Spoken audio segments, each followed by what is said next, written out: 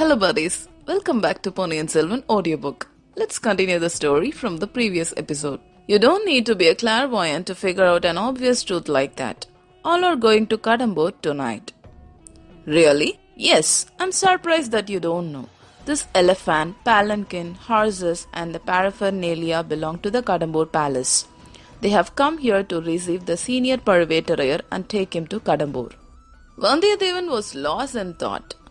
One did not get a chance to stay with the great Parvetarayar under the same roof every day. This would be a lifetime opportunity to meet the great warrior and get his acquaintance. But the encounter he had with Parvetarayar's men had left a bitter aftertaste in his heart. Can you do me a favor, Thambi? Arvarkaryan almost begged. Me? Doing a favor to you? Impossible. I'm after all a newcomer to this place. I'll ask only the possible. Can you take me to the Kadambur palace tonight? Why should I? Any Saiva sage is coming there? And you want to continue your foolish debate about the greatness of Shiva and Vishnu? No. Please don't think that fighting with men is my only business. I hear that there will be a grand royal feast at the Kadambur palace. After the feast, there will be dance, drama and entertainment. I want to be there to watch the fun. How can I take you inside the palace? They won't let you in. Introduce me as your servant. Vandiyadevan's doubts were now confirmed. Arvarkaryan was not a good man. If you want a partner in cheating, go find out somebody else. I don't need a servant like you. And if they see you and me together, they won't believe my words. Judging from what you said, I don't think that they won't even let me in. Don't you have an invitation to the palace? I do have an invitation, though it is not specific for tonight. The Crown Prince of Kadambur, Kandamaran, is my friend. He had told me several times to visit him if I happened to pass by. I thought you are one of those royal guests specially invited for the day. I don't think they'd let you in. The two were walking for a while in silence. Why are you keen on following me? Vandiyadevan asked Arvarkaryan. The same questions apply to you as well.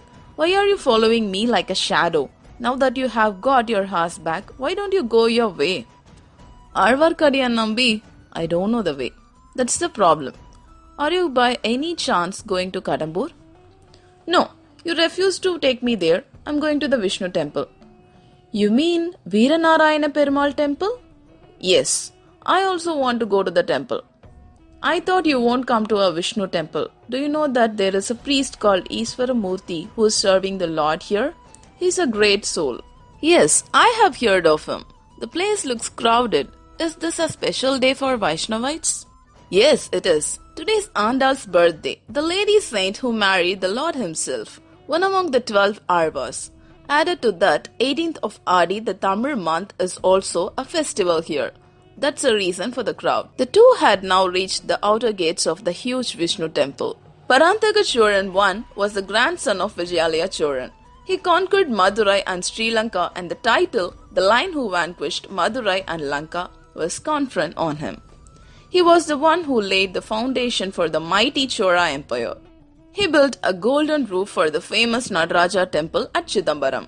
Apart from many titles like the pearl among the Choras, the gem among the warriors, he was also known as Veeranarayanan. In his time, the Rashtrakuta kings were very powerful in the north. Parantaka feared that they might invade his kingdom from Manyaketa, a place in the present-day Maharashtra. Therefore, he stationed a large army in Tirumanai, which was headed by his first son, Rajadityan. There was no real war. There was only an apprehension of it. The soldiers did not have anything to do all day. How long can you keep a few thousands of war-hungry men idle on a peaceful town? Prince Rajadityan was constantly thinking of the possible ways in which the enormous military manpower can be mobilized for some productive purpose. The waters of river Kolron, also known as North Kaveri, was not dammed or blocked on its way and was wasted into the sea. The prince made his soldiers construct a huge reservoir to store the water of Kolron, and he named it the Veeranarayana Lake in honor of his father. He established a city called Veeranarayanapuram on the banks of the lake. He also built a Vishnu temple there. Vishnu temples were known as Vishnugraham in Sanskrit in those days. They were called Vinagaram in Tamil. Does not the great Lord Sriman Narayana sleep on the sea of milk for all eternity? So it was a tradition in those days to build a temple for the Lord near a large water body. Prince Rajadityan honored the tradition. The preceding deity was known as Veeranarayana Perumal. It was only into that historic temple that Vandiyathevan and Arvarkadiyan enter on that auspicious day.